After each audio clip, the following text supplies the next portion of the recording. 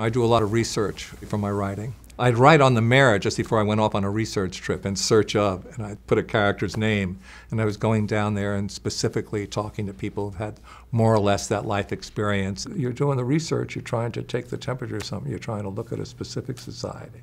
You're trying to go to some place you haven't been before and try and understand it and report back. I do it a long time. I do it back and forth. I'm working on something now where I was all lost in it, and I couldn't get it at all. And then I went back to the research, and I just started to talk to people, and it re-energized me, and it's changed my sense of mission on it, and it's everything now. I don't think we get up in the morning and say, I'm going to represent the person I am through the words I say today, though that's what you do.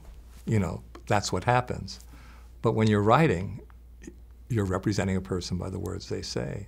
The first movie that I directed, it was in a part of the country I'd never been before, and I was adapting a book about a state that I'd never visited before. So I spent a lot of time there. And I have a rule: the third time somebody says the same thing to you, you know it's generally true, and that's helped me in other screenplays that I've done on research.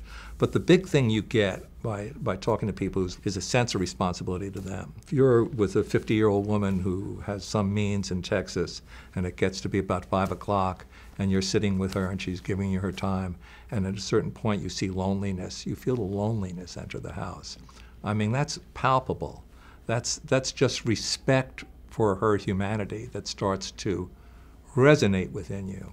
And I think you get in your mind when you talk to those people a sense of your constituency, and they're the last people in the world you want to see this picture and say, you know, you didn't get it. You know, so you feel a proper responsibility when you talk to the people.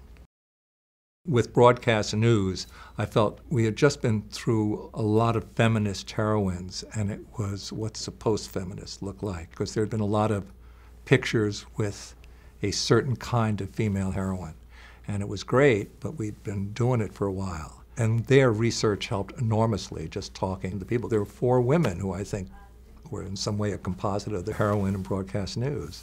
3 times I heard women talking about how they step away and cry during the course of their working day, and it became an important part of the picture. And there it was, when's a romantic triangle not a romantic triangle, and that's when you don't know who should win.